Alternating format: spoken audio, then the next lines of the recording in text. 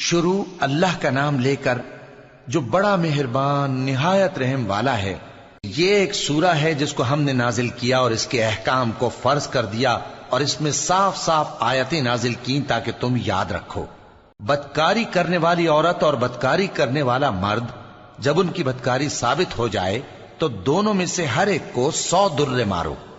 اور اگر تم اللہ اور روز آخر پر ایمان رکھتے ہو تو اللہ کے قانون کو نافذ کرنے میں تمہیں ان پر ہرگز ترس نہ آئے،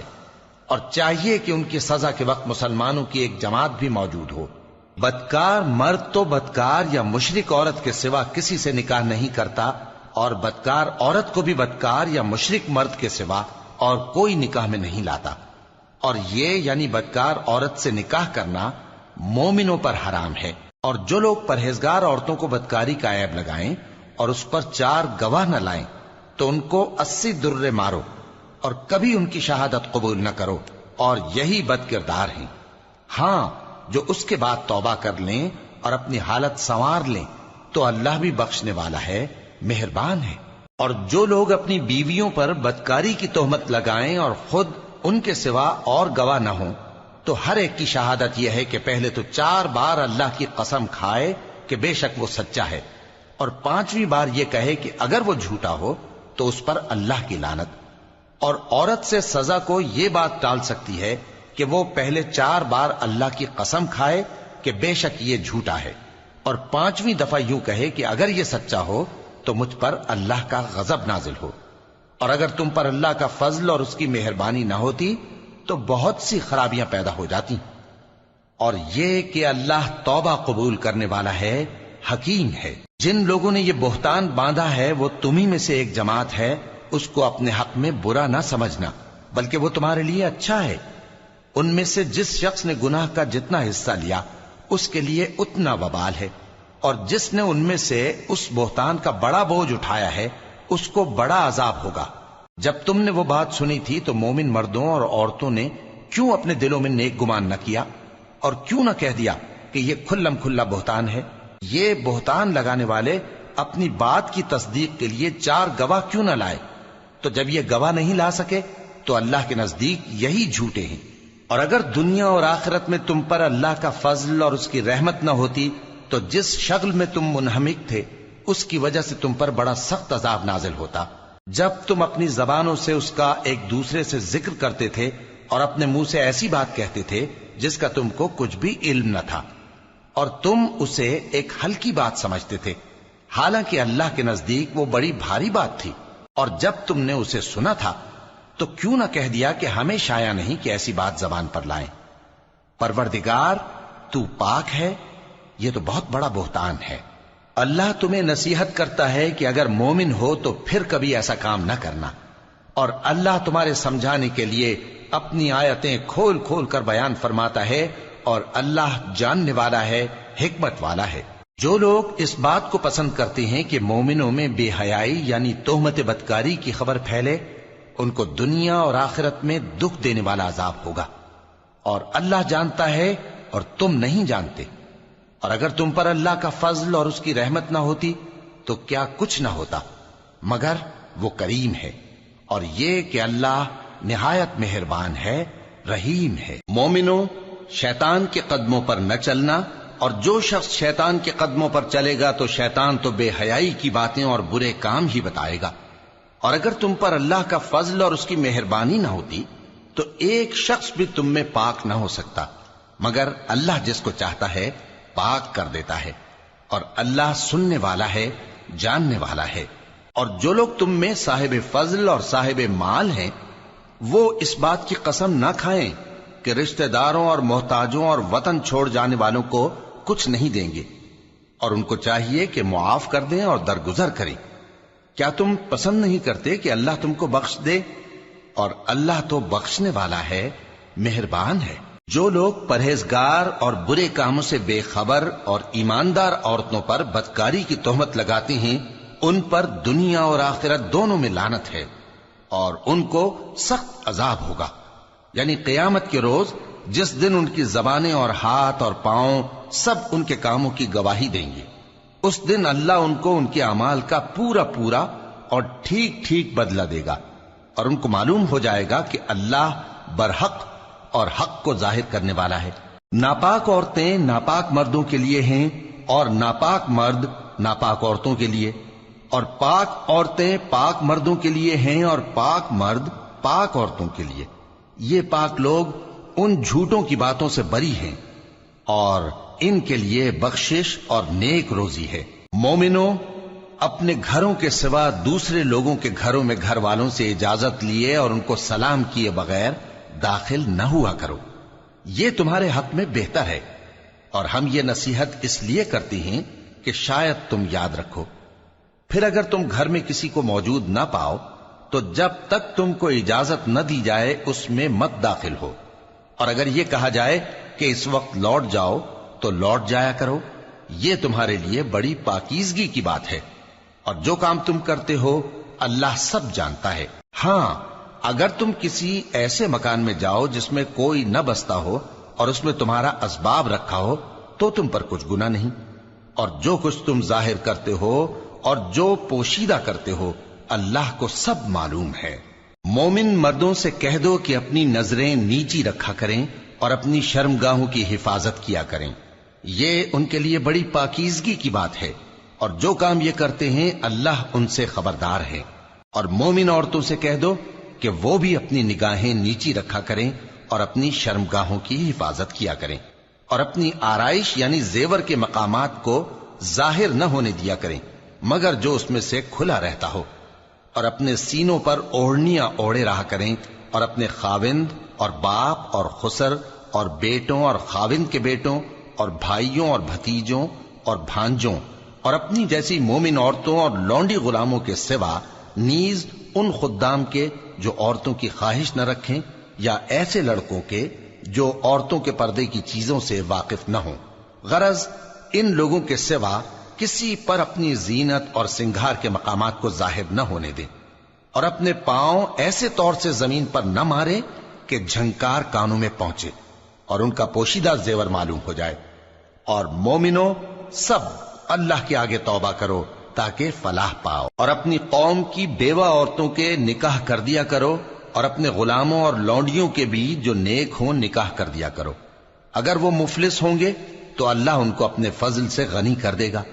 اور اللہ بہت وسعت والا ہے، سب کچھ جاننے والا ہے۔ اور جن کو بیاہ کا مقدور نہ ہو وہ پاک دامنی کو اختیار کیے رہیں یہاں تک کہ اللہ ان کو اپنے فضل سے غنی کر دے۔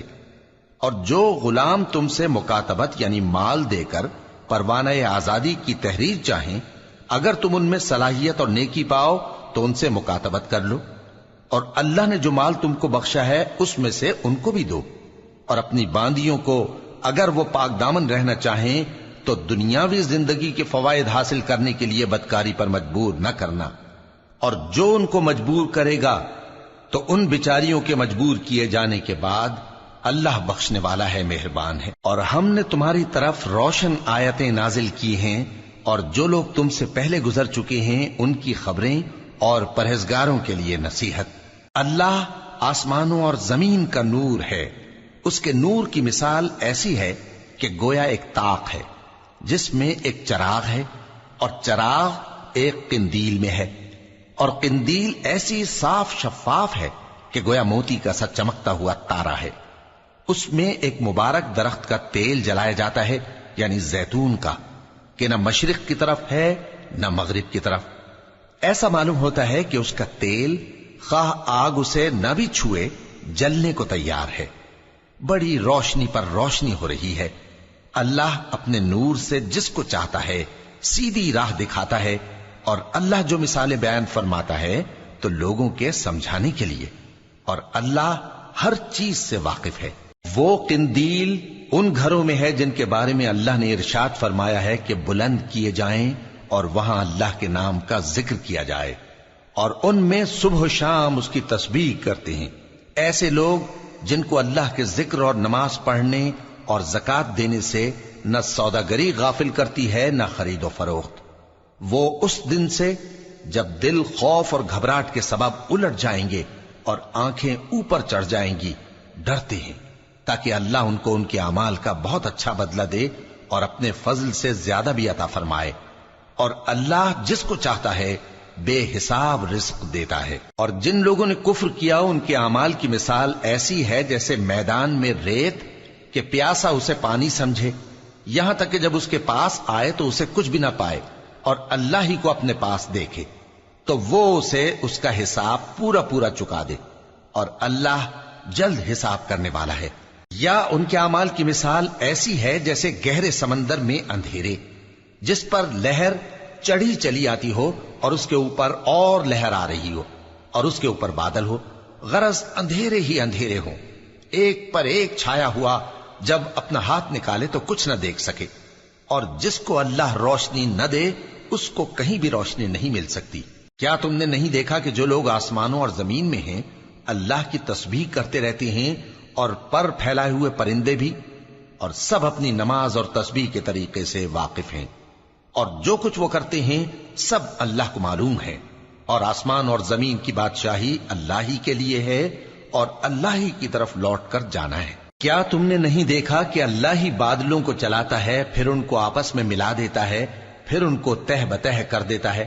پھر تم دیکھتے ہو کہ بادل سے مے نکل کر برس رہا ہے، اور آسمان میں جو اولوں کے پہاڑ ہیں ان سے اولے نازل کرتا ہے، تو جس پر چاہتا ہے اس کو برسا دیتا ہے اور جس سے چاہتا ہے ہٹا رکھتا ہے۔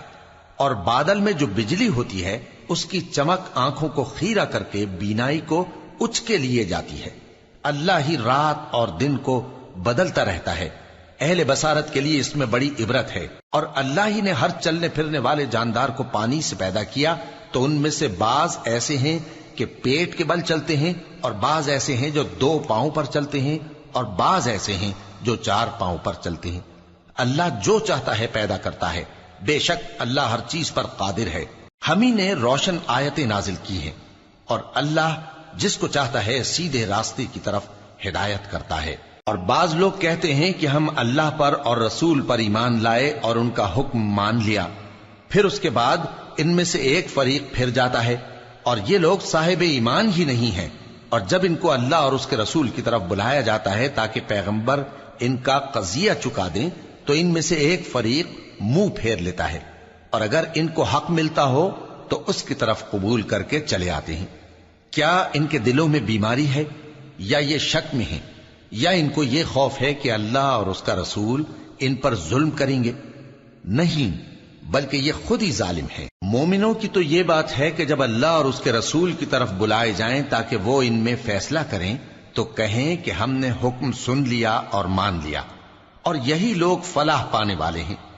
اور جو شخص اللہ اور اس کے رسول کی فرما برداری کرے گا اور اس سے ڈرے گا اور اس کا تقوی اختیار کرے گا تو ایسے ہی لوگ مراد کو پہنچنے والے ہیں۔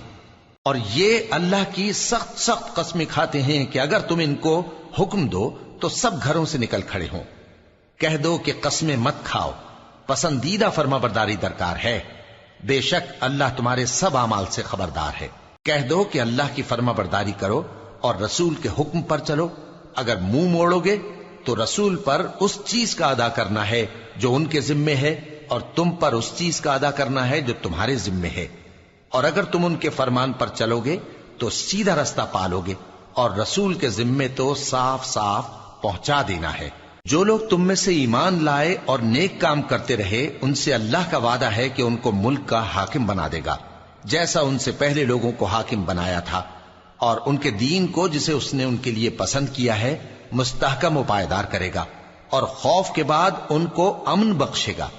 وہ میری عبادت کریں گے اور میرے ساتھ کسی چیز کو شریک نہ بنائیں گے، اور جو اس کے بعد کفر کرے تو ایسے ہی لوگ بد کردار ہیں۔ اور نماز پڑھتے رہو اور زکوٰۃ دیتے رہو اور پیغمبر کے فرمان پر چلتے رہو تاکہ تم پر رحمت کی جائے، اور ایسا خیال نہ کرنا کہ کافر لوگ ہم کو زمین میں مغلوب کر دیں گے، ان کا ٹھکانہ دوزخ ہے اور وہ بہت برا ٹھکانہ ہے۔ مومنوں، تمہارے باندی غلام اور جو بچے تم میں سے بلوغ کو نہیں پہنچے 3 دفعہ یعنی 3 اوقات میں تم سے اجازت لیا کریں، ایک تو نماز فجر سے پہلے، اور دوسرے گرمی کی دوپہر کو جب تم کپڑے اتار دیتے ہو، اور تیسرے عشاء کی نماز کے بعد۔